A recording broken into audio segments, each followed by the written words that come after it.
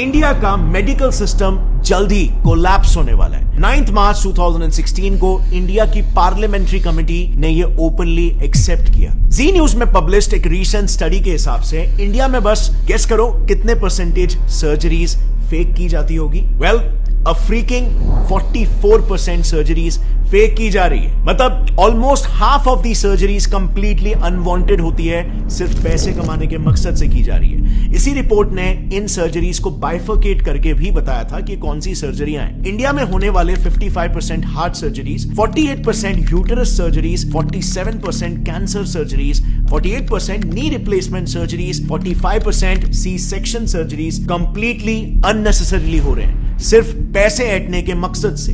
Reason सिर्फ और सिर्फ एक, कॉर्पोरेटाइजेशन ऑफ हॉस्पिटल्स, यानी कि हॉस्पिटल्स को भी कॉर्पोरेट कंपनीज की तरह टारगेट और प्रॉफिट सेंट्रिक बना देना। एक काफी इंटरेस्टिंग रिसर्च पेपर है जिसमें रिसर्चर्स ने महाराष्ट्र के टॉप हॉस्पिटल्स के 43 specialist doctors, senior government x officials और कॉर्पोरेट हॉस्पिटल्स के मैनेजर्स को तक इंटरव्यू किया, ताकि वो इन हॉस्पिटल्स में जो कंपनीज की तरह ही टारगेट बेस्ड स्ट्रक्चर चल रहा है उसे पब्लिकली एक्सपोज कर पाए। And the results were shocking. So, सबसे पहले तो सैलरीज की बात करते हैं। रिसर्च में पार्टिसिपेट किए रिस्पोंडेंट्स का यह कहना था कि हॉस्पिटल्स में काम कर रहे डॉक्टर्स की सैलरीज में बहुत ह्यूज डिफरेंस होता है। इतना ज्यादा कि न्यूबी डॉक्टर्स को 1 लाख पर मंथ की सैलरी मिलती है, लेकिन सीनियर डॉक्टर्स को 1 करोड़ पर मंथ तक भी ये सैलरी पहुंच जाती है। अब सवाल यहां पर यह आता है कि इतना बड़ा डिफरेंस क्यों? क्योंकि डिफरेंस इनके टारगेट्स में भी होता है। एक सीनियर ऑप्थेल्मोलॉजिस्ट का यह कहना है कि उन्हें एवरी मंथ 1000 पेशेंट्स को कैसे भी करके हाई एंड ट्रीटमेंट्स में कन्वर्ट करना पड़ता है। इसी पर एक और गायनेक रिस्पोंडेंट का कहना यह था कि मंथ एंड में टारगेट्स का प्रेशर काफी बढ़ जाता है, जिसके लिए उन्हें कैसे भी करके आउट पेशेंट्स यानी कि ओपीडी पेशेंट्स को भी बिना मतलब के हॉस्पिटलाइज करना ही पड़ता है, और नतीजा ज्यादा से ज्यादा सर्जरीज रेकमेंड करके टारगेट्स मीट किए जाते हैं, क्योंकि टारगेट ही यहां पर 1000 पेशेंट है।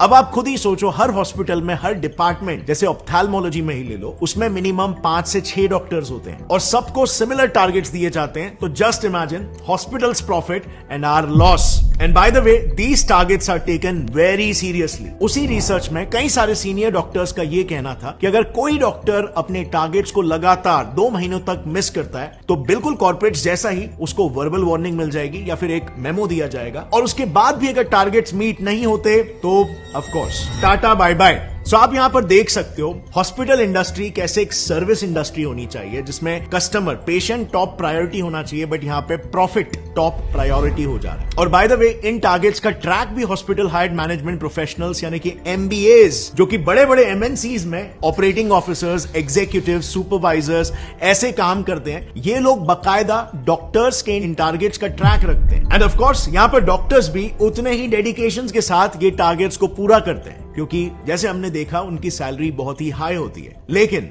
उनका ये high paying job mostly contractual basis पर होता है, एंड सो उस कॉन्ट्रैक्ट को रिन्यू कराने के लिए और उनका न्यू पे स्केल डिसाइड करने के लिए उनके पिछले साल के टारगेट्स को देखा जाता है, जो अनफॉर्चुनेटली इन डॉक्टर्स को फोर्स कर देता है इलीगल स्कैम्स तक करने के लिए। नाउ, मेडिकल फील्ड के इलीगल प्रैक्टिसेस को थरली समझने के लिए हमने ये सारा इंफॉर्मेशन 2 काफी प्रोमिनेंट डॉक्टर से लिया है। पहला है Padma Bhushan and Padma Vibhushan awardee doctor BM Hegde, जो उन्होंने एक आर्टिकल लिखा था, उस आर्टिकल का रेफरेंस है। और दूसरा रेफरेंस हमने लिया है एक बुक से called dissenting diagnosis by doctor Arun Gadre and doctor Abhay Shukla.